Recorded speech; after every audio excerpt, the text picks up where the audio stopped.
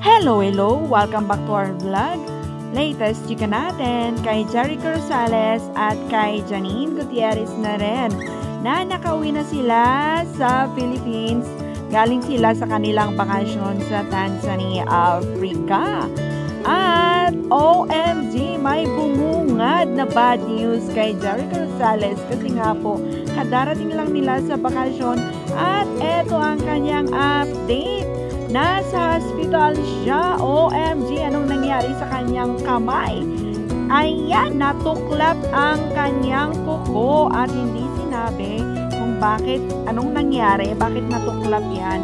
At eto pa, natuwa siya kaya niya shinare ito kasi nga po, kuko yan, pero lahat ng pamilya ni Janine, kapatid niya at ang kanyang tatay. Angels! Kasi naman si Jericho Rosales sa hospital. Ayan, sabi pa niya dyan, my angels. O, diba, ang bait ng family Janine, kasi nga, look at that, nakasupport sila. O, diba, kasama ang kanilang dad. So, yan ang latest chika natin. Thanks for watching.